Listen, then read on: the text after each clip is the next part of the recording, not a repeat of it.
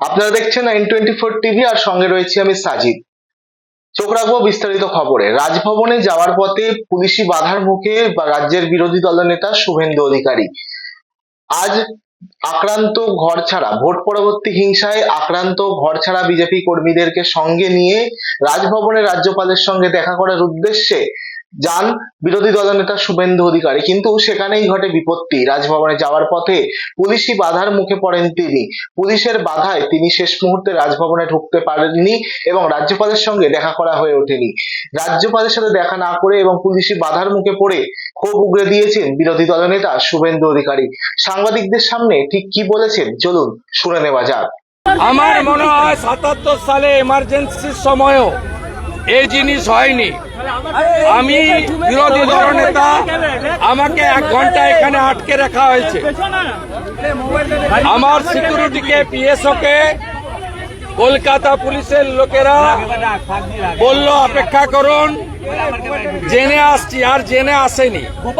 আর আমি মমতা বন্দ্যোপাধ্যায়ের মতো ভাঙচুর মারপিটের রাজনীতি করি না। আমি বেড়া নিজে হাত লাগাইনি। আমি এখানে 1 ঘন্টা ওয়েট করেছি in presence of every media. Governor সাহেবের ওএসডি এবং তার এডিসি কে মেসেজ করেছি। গভর্নর সাহেবের পক্ষ থেকে বলা হয়েছে রাজভবনের কাস্টোডিয়ান তারা, রাজভবনের বাইরের রাস্তা যেহেতু পুলিশের দায়িত্বে, তারা যে কাজ করেছেন অন্যায় করেছেন এবং গভর্নর সাহেব তার অফিসকে দিয়ে তিনি তার ওএসডি আমাকে যেটুকু জানিয়েছেন, তিনি মুখ্য সচিব স্বরাষ্ট্র সচিবের কাছে রিপোর্ট চেয়েছেন। আমি তার মধ্যে যাচ্ছি না, যেহেতু মহামান্য রাজ্যপাল মহোদয়ের লিখিত অনুমোদন আছে এবং 144-এর নামে এখানে আটকানো যায় না। আমরা মিছিল করে যাইনি, সবাই গাড়িতে ছিল এখানে। আপনি দেখুন, আমি আপনাদের জ্ঞাতার্থে এটা দিচ্ছি। গতকাল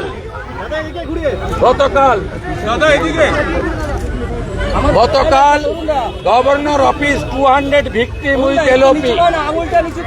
They written allowed us, but under the leadership of Miraj Khalid না কে আছে জানি না, ওর নামটা আমি উচ্চারণ করতে পারি না, ওনার নেতৃত্বে বিনীত গোয়েলের নির্দেশে, মমতা ব্যানার্জির নির্দেশে আমাদের আটকানো হয়েছে এবং এখানে ভিকটিমরা আছে। এই পশ্চিমবাংলায় নির্বাচনের পরে কেন্দ্রীয় বাহিনী থাকা সত্ত্বেও তাদেরকে রাজ্য পুলিশ ব্যবহার না করে হাজার হাজার বিজেপি সমর্থকদের উপরে অত্যাচার করা হচ্ছে। আর সাংবিধানিক প্রধানের কাছে তার লিখিত অনুমোদন সত্য জ্ঞাপন দিতে দেওয়া হচ্ছে না, তথ্য দিতে দেওয়া হচ্ছে না। আমি আমার পক্ষ থেকে রাজ্যপালকে লিখিতভাবে মেল করেছি। ভিকটিমদের পক্ষ থেকে মামনি দাস তিনি লিখিত কমপ্লেন করেছেন। আমরা উচ্চ আদালতের হস্তক্ষেপ চাইব এবং কলকাতা পুলিশের বিরুদ্ধে দৃষ্টান্তমূলক ব্যবস্থা যাতে না হয় তার জন্য আমরা করব। এবং মমতা ব্যানার্জিকে বলে রাখি, একটা ডেপুটেশন ভিতরে দিয়ে আমাদের প্রতিবাদের আওয়াজ যতটা না সোচ্চার হতো, আপনার পুলিশ আপনার নির্দেশে স্বাধীনতার পরে যা হয়নি প্রথমবার করলেন। আপনি শুনে রাখুন, আমরাও 2,35,00,000 মানুষের ভোট পেয়েছি। আমাদের সঙ্গেও 39% ভোটারের প্রত্যক্ষ সমর্থন রয়েছে। তাই আপনি পারেন না এইভাবে আপনার পুলিশকে ব্যবহার করতে। এই লড়াই আরো তীব্র হবে এবং ধন্যবাদ মমতা পুলিশকে। তারা আজকে আমাদেরকে এখানে আটকে দিয়ে, আমাদেরকে ঢুকতে না দিয়ে গোটা পশ্চিমবঙ্গের জনগণকে, যারা তৃণমূলকেও ভোট দিয়েছেন, তারাও মমতা ব্যানার্জির ফ্যাসিবাদী চরিত্র এবং তার যে প্রতিহিংসা পরায়ণ নিষ্ঠুর ভাবমূর্তি, সেটা জনগণ আজকে দেখতে পেল। আমরা পরবর্তী পদক্ষেপ যা করার করব। গভর্নরের কাছে আমরা একদম ঘটনা, লিখিতদের তালিকা, ছবি প্রত্যেকটা জায়গায় আমরা নিয়ে এসেছিলাম এবং নিশ্চিতভাবে আমরা পরবর্তীকালে, যেহেতু আমার জনস্বার্থের মামলা হাইকোর্ট গ্রহণ করেছেন, 18 তারিখে শুনানি করবেন মাননীয় প্রধান বিচারপতির বেঞ্চ, সেখানে আমরা যা করার করব। আর আজকে যেভাবে রাজভবনের লিখিত অনুমোদন সত্ত্বেও ডিটেন্ড করা হয়েছে, আমাদের আটকানো হয়েছে এবং কার্যত সাংবিধানিক প্রধানকে, তার অফিসকে, এলওপিকে আজকে চ্যালেঞ্জ করা হয়েছে। আমরাও এর চ্যালেঞ্জ সঠিক জায়গায় আগামীকালই করব। বিনীত গোয়েল প্রস্তুত থাকুন, আপনাকে আমি হুঁশিয়ারি দিয়ে যাচ্ছি। আপনাদেরকে শোনালাম ঠিক কি কি বললেন শুভেন্দু অধিকারী।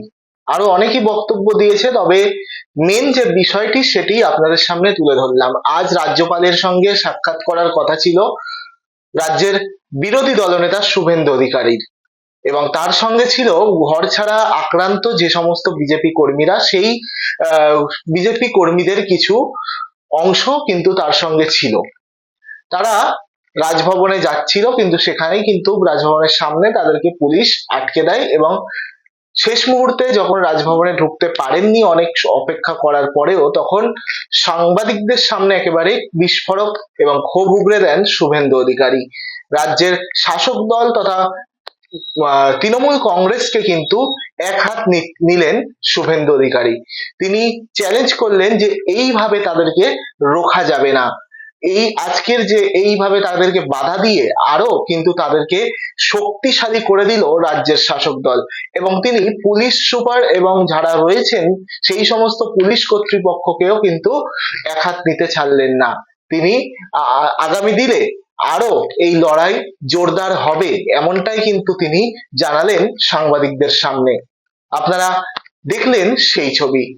আজকের মতো আমরা আমাদের এই প্রতিবেদন এখানেই সমাপ্ত করছি। আবারও নতুন কোনো প্রতিবেদন নিয়ে আসবো আপনাদের সামনে। ততক্ষণ দেখতে থাকুন এবং চোখ রাখুন আমাদের এই ছোট্ট চ্যানেলে।